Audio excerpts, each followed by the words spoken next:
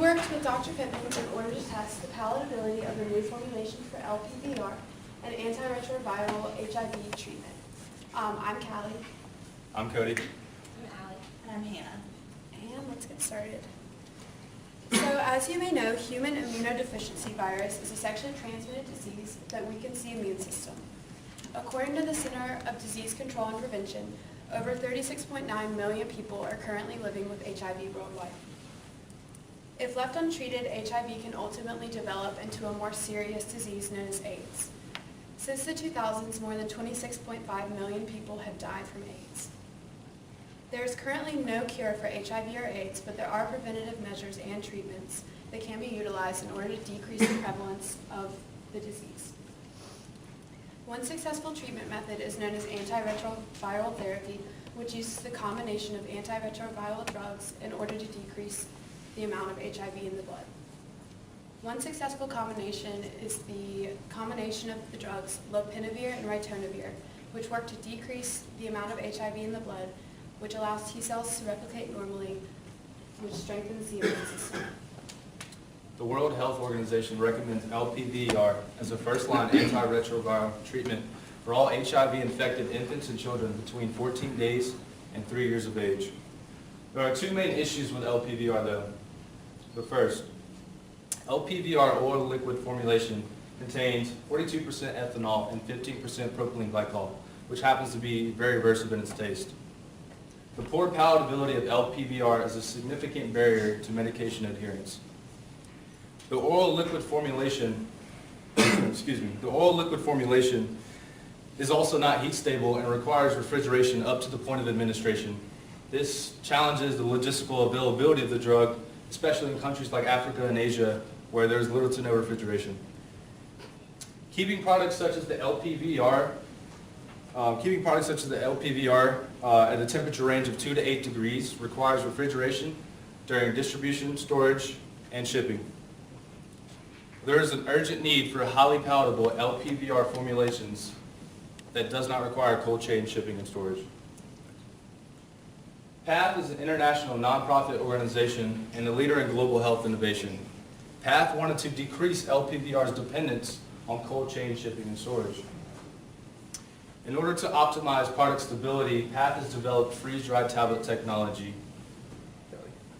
As you can see in this picture here, these are FDTs in a blister pack.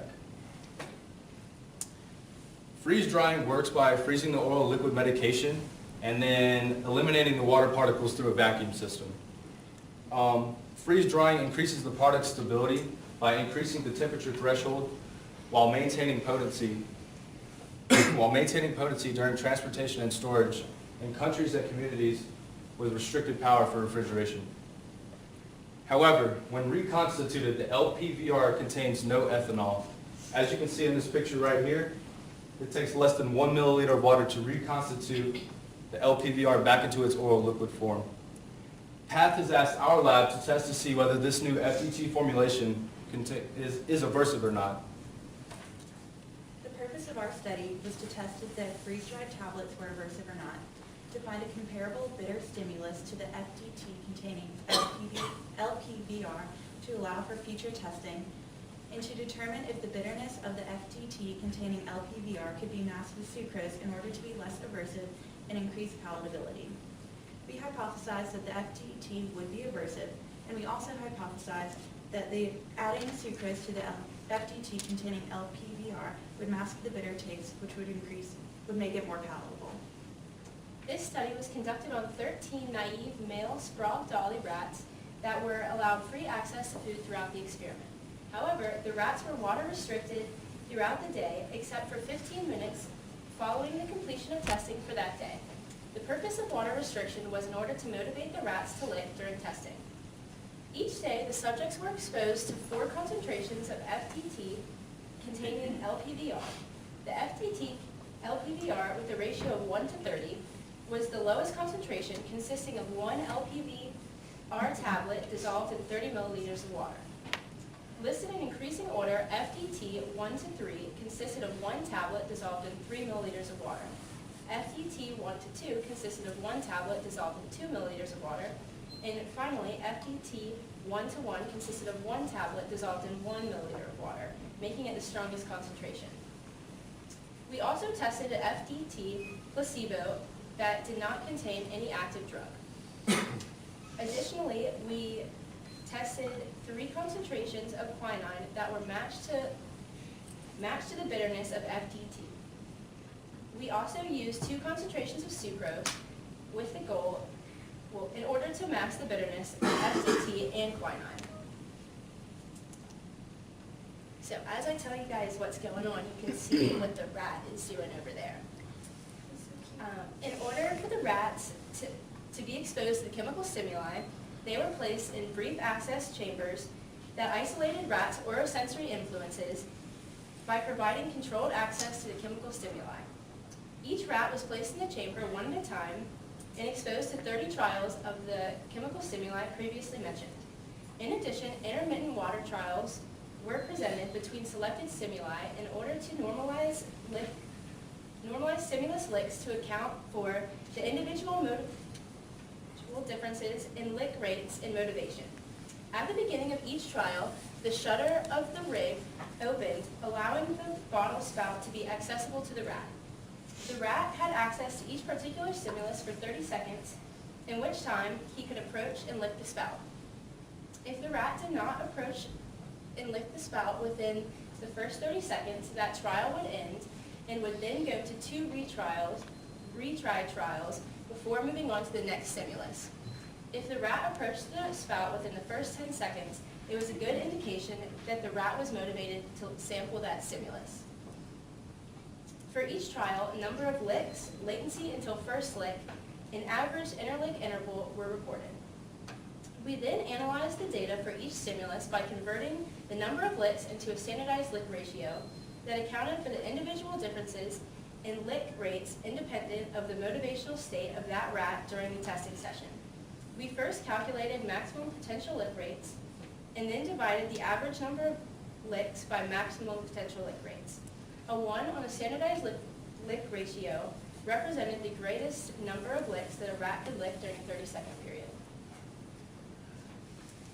Okay, so I have some figures for you guys so that you can better visualize our findings. So this first figure here shows our testing of FDT. So we wanted to basically figure out how aversive FDT was.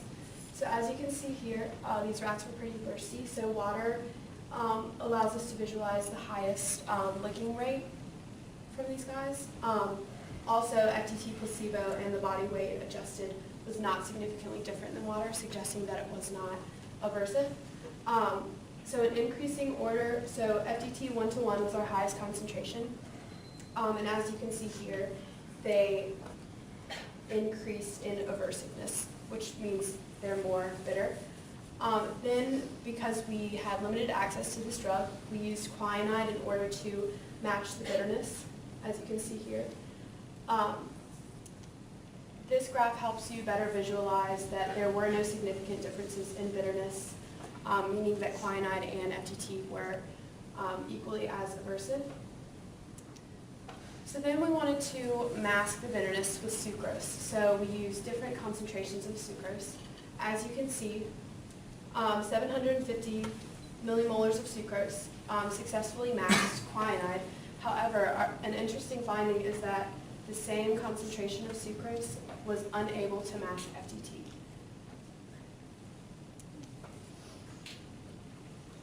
So as you can see, we measured the interlick interval for each FDT and quinine hydrochloride concentration. When a stimulus is not aversive, we see typical interlick interval patterns of about 200 milliseconds. This can be seen right around here. When a stimulus is aversive, we see interlick interval patterns increase because rats are performing stereotypical oromotor reflex responses such as gaping and tongue protrusions in order to get that negative taste out of their mouth. So when we added sucrose to quinine hydrochloride, we saw decreases in their interlick interval, which suggests that the quinine was more palatable with the sucrose. When we added sucrose to the FDT, we saw no significant decreases in the interlick interval, which suggests that the rats were still performing the stereotypical oromotor reflex responses associated with a negative hedonic stimulus. study was to assess FDT containing LPVR in order to determine if the bitterness could be masked in order to be less aversive. Results showed that there were no significant effects of any stimulus on the latency to approach and lick the spout. This was a positive finding because it showed that the rats were not using context clues such as smell or number of tube in order to predict which ratio they were receiving before they licked the spout. As hypothesized, sucrose at 750 millimolar effectively masks the bitterness of the quinine hydrochloride stimulus at all doses. However, the addition of sucrose to the FDT containing LPVR showed no effect on oromotor responses. These results suggest that there is an additional negative hedonic stimulus associated with the FDT containing LPVR, which is beyond its aversive taste, meaning that it is not just the taste of the FDT containing LPVR that is aversive to the rats. Results show that there is a threshold for aversiveness for the FDT containing LPVR. As the concentration of FDT to water increases, the standardized lick ratio decreases. FDT at 1 to 30 is below the threshold to which the FDT becomes aversive. FDT 1 to 3 ratio, the rat's licking decreases at the FDT 1 to 3 ratio and then stays the same for the FDT 1 to 2 and 1 to 1 ratios. However, the FDT 1 to 30 is the body weight adjusted ratio for rats, meaning that it is the ratio that is equal for rats as what a child is receiving. A rat weighs about 30 times less than a human child, so their concentration is about 30 times less than what a child would receive. These results suggest that the rats might be more sensitive to the higher FDT concentrations because their body weight adjusted concentration is much lower than the typical dosage for a child. Another explanation for our results could be a floor effect.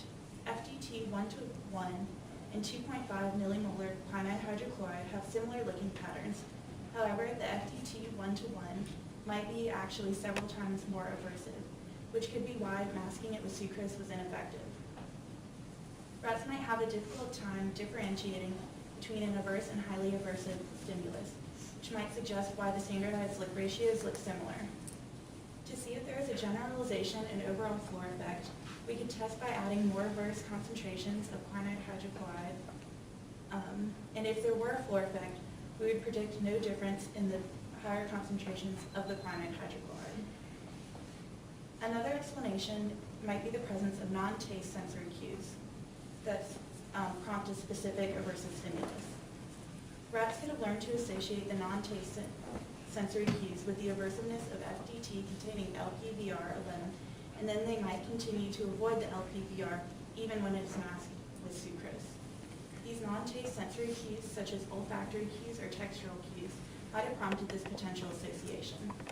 We could test this by exposing the naive rats to sucrose masking stimulus before they were exposed to the FDT alone. And finally, we'd like to acknowledge some awesome people. PATH for sponsoring us and providing us with the FDT tablets containing LPVR in order to conduct this experiment. Dr. Pittman for mentoring us for the whole semester and putting up with us. Alex Brantley for managing the lab and assisting us with research for hours at a time. And Alex and Katie for helping us also conduct research. And we will now accept any questions that we have.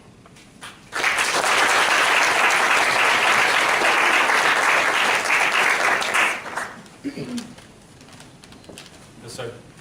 Did you vary the amount of sucrose to match the ethylene glycol sweetness effect, or did you just pick some amount for all of the tests, or did you ramp it up to see if there was some threshold?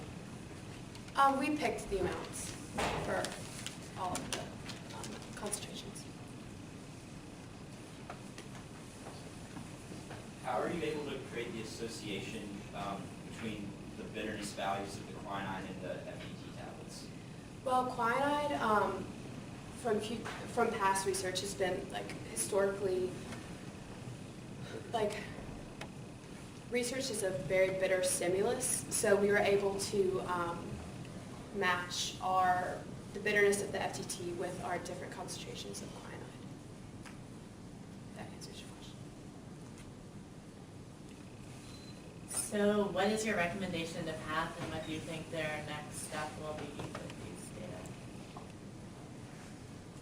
Well, right now, lopinavir and ritonavir, which is the combination that we observed, that combination is highly aversive, but there are other antiretroviral drugs that aren't as aversive that are being tested now. So future research could use a different combination of these drugs, which would be as successful, but maybe less aversive.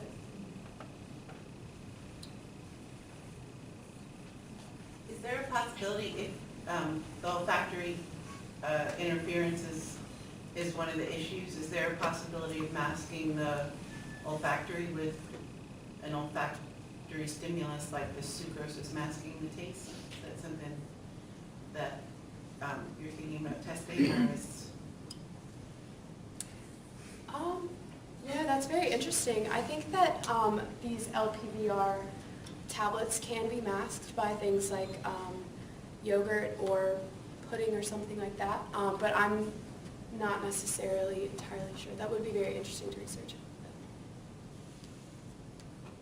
Any other questions? All right, thank you.